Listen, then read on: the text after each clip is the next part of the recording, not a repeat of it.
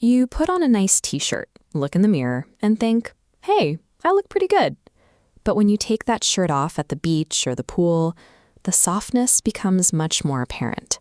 The shape disappears, and you don't look nearly as fit as you did with the clothes on. There's no visible chest line. Your arms might look okay in sleeves, but underneath, there's no real definition or shape to the muscle. At the same time, you can easily grab a handful of fat around your waistline. It's those stubborn love handles that just seem to hang around, no matter what you do. And if you drop down to do a few push-ups or try to move some heavy boxes in the garage, it feels a lot harder than it should for someone your size. If you're nodding along right now, take a breath. Your body isn't broken. You just fall into a very specific physical category known as skinny fat. And because your starting point is unique, the standard fitness advice you've been hearing is going to lead you in the exact wrong direction. When people realize they feel out of shape, the first instinct is usually to panic and jump on an extreme diet. Suddenly, carbs become the enemy, and you're cutting out bread, rice, and fruit. Then comes the second panic move, adding in hours of exhausting, high-intensity cardio. You start sprinting, running miles, and leaving the gym completely destroyed. This chart shows how your body composition responds to that stress. When you starve yourself and do endless cardio, your body goes into survival mode.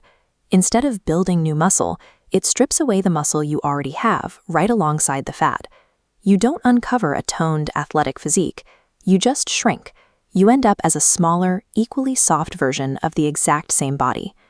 To fix this, you're going to build new muscle at the exact same time you're burning off stored fat. This is body recomposition. Think of it like swapping out heavy, old furniture for lighter, stronger pieces without ever moving out of the house. This chart shows exactly how that works.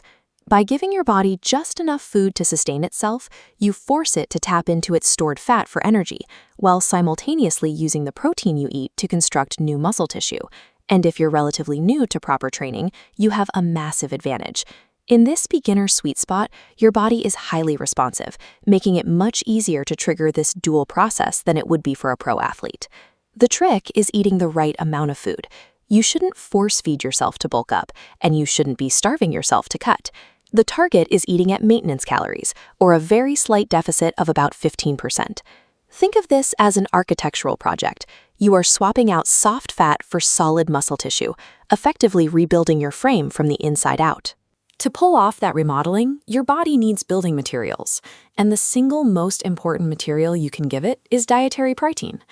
Now, diet culture has convinced us that eating a lot of protein means eating plain, dry chicken breasts and steamed broccoli out of plastic Tupperware for the rest of your life. Thankfully, that isn't true. You can hit your daily targets with almost zero effort.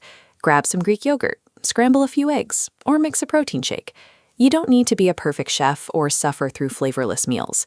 You just need to make consistent, tactical swaps throughout your day to ensure your body has the materials it needs to build. You also don't need to suffer in the gym. Instead of brutal cardio sessions, your most effective fat-burning tool is simply getting between 7,000 and 10,000 steps a day. Walking is easy to slip into a normal routine. You can pace around the room while taking a phone call, or go for a stroll after dinner. It burns calories without spiking your hunger or wiping out your energy. To build muscle, you need progressive overload. Think of it like a video game where you gain a little bit of experience to level up. This chart shows how it works. Every week, you simply challenge yourself to do a tiny bit more than you did last time, like adding 1 extra rep or 5 more pounds to the bar. Then you have to let your body actually do the construction work. That happens when you sleep. Getting at least 7 hours a night is when your hormones reset and your body builds the new muscle tissue. Notice how none of this involves a grueling boot camp. Walking, lifting a little heavier each week, and getting good sleep. These are quiet, low-friction habits that just run in the background of your life. Now, look at this balance scale showing a small, dense cube of muscle against a large, fluffy cloud of fat. Because dense muscle takes up less space than fat, but can weigh the exact same amount, the bathroom scale might not move at all, even as your waist gets smaller and your shoulders get wider. Instead of stressing over that number, pay attention to the real signals. Notice how your shirts start fitting tighter across your shoulders and looser around your waist, and take weekly photos to track the actual visual changes in the mirror. This is a slow process, so demand consistency, not perfection. Sticking to the plan 80% of the time over 6 months will produce results that people actually notice. Trying to be 100% perfect usually just leads to quitting by week 3. You didn't arrive at this physique overnight, and you won't fix it overnight. But by patiently walking, resting, and feeding your body what it needs, you will slowly dismantle the skinny fat look and replace it with a leaner, more athletic shape.